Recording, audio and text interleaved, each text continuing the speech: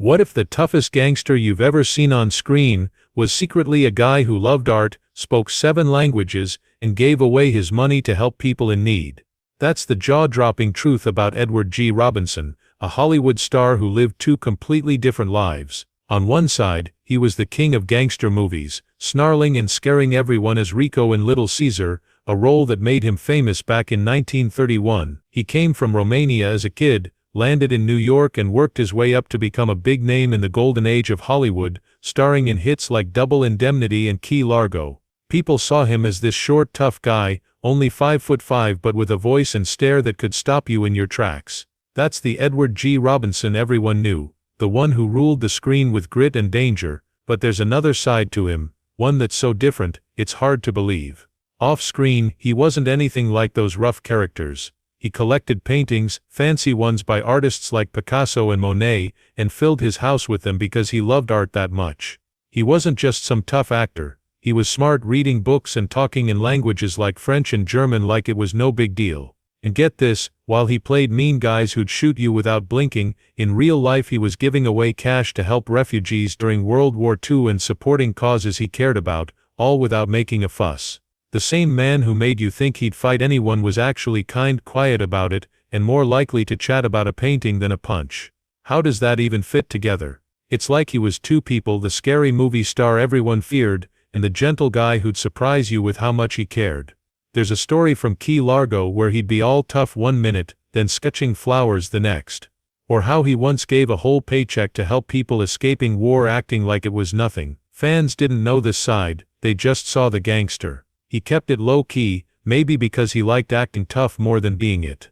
In the 1950s, when Hollywood got messy with people pointing fingers over politics, he stood up for what he thought was right, showing that toughness wasn't just for the camera. Edward G. Robinson wasn't just a movie star, he was a puzzle, a guy who could be hard as nails in films but soft as anything in life. His legacy isn't only those great movies, it's the lesson that people can be more than what you see. Next time you catch him on screen, think about him going home to his art or helping someone out. That's the real jaw-dropper: 2 lives, 1 amazing man, and a story that proves the best twists aren't in scripts, they're in the people living them. Let's start with the Edward G. Robinson everyone knows, the public face that made him a household name. Born Emanuel Goldenberg in 1893 in Bucharest, Romania, he wasn't exactly destined for the spotlight. His family fled to America when he was just a boy, escaping persecution and landing in New York's Lower East Side. It was a tough world, but young Emanuel had dreams bigger than the tenements around him. He found his calling in acting, and after years of grinding it out on stage, he hit the big time in 1931 with a little film called Little Caesar. If you've never seen it, picture this: Robinson as Rico Bandello, a small-time crook clawing his way to the top of the underworld, delivering lines like "Mother of Mercy, is this the end of Rico?" with a ferocity that chills you to the bone. That role didn't just make him a star, it defined him. Hollywood saw him as the ultimate tough guy, the king of gangster flicks, and they couldn't get enough. From there his career exploded. He starred in classics like Double Indemnity, where he played a sharp insurance investigator sniffing out a murder plot, and Key Largo, trading barbs with Humphrey Bogart in a hurricane-soaked showdown. On screen, Robinson was all grit and menace. His short stature, barely 5'5", didn't matter. He had a larger-than-life presence that made him seem 10 feet tall. Directors loved him for it, and audiences couldn't look away. He wasn't just playing gangsters, he was the gangster, the blueprint for every mob boss that came after. By the 1940s, Edward G. Robinson was a symbol of the golden age of Hollywood, a name synonymous with power, danger and raw intensity. But here's where the story takes a turn you'd never see coming. That tough exterior, it was only half the man. Now let's pull back the curtain and step into the private world of Edward G. Robinson, a world so far removed from his on-screen snarl that it's almost hard to believe it's the same guy. Picture this: after a long day of barking orders and brandishing guns on set, Robinson would come home, kick off his shoes and surround himself with something completely different: art. Not just any art, mind you, but masterpieces. This wasn't a casual hobby. Edward G. Robinson was one of the most passionate and knowledgeable art collectors in America. His walls were lined with paintings by the likes of Picasso, Monet and Van Gogh, works that would make any museum curator drool. He didn't just buy them to show off either. He loved them. He'd spend hours studying brushstrokes, talking about color and composition like a scholar, not a guy who just spent the day playing a trigger-happy thug. And it wasn't just art that revealed this hidden side of him. Robinson was a thinker, a man of words as much as action. He spoke 7 languages, 7 picking up Yiddish from his childhood, Romanian from his roots, and adding English, French, German and more along the way. He'd dive into books, devouring literature and theater with the same intensity he brought to his roles. On set, he might have been intimidating co-stars with that steely glare, but off-screen, he was just as likely to be reciting Shakespeare or debating philosophy over a glass of wine. It's almost funny to imagine Rico Bandello trading his Tommy gun for a poetry book, but that's exactly who Edward G.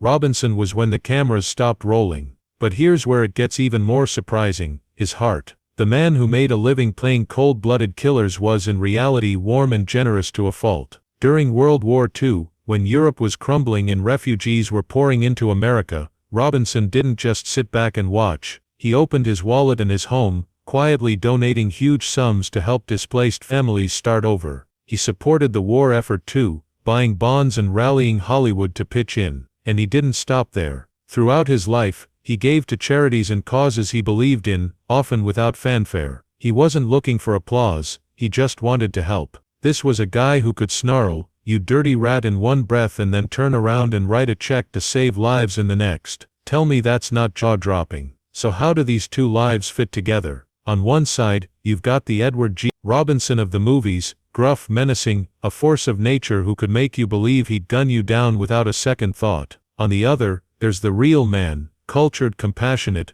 a guy who'd rather talk about impressionism than shootouts. It's like he was living in 2 different worlds, and he navigated them both with ease. There's a story from the set of Key Largo that sums it up perfectly. One minute, he's in character, glaring at Bogart like he's about to snap, and the next, he's off in a corner, sketching a still life of the props. The crew didn't know what to make of it. Here's this tough guy doodling flowers between takes. Another time, a co-star remembered him donating his entire paycheck from a film to a refugee fund, then shrugging it off like it was no big deal. That's the duality we're talking about. A man who could embody the darkest parts of humanity on screen, while living out the brightest of it. What makes this so incredible isn't just that he had these 2 sides, it's how well he hid the softer one. To the public, he was Rico, the gangster king, full stop. His fans didn't see the late nights he spent poring over art catalogs, or the letters he wrote to friends in perfect French. His peers didn't talk about the checks he cut to charities.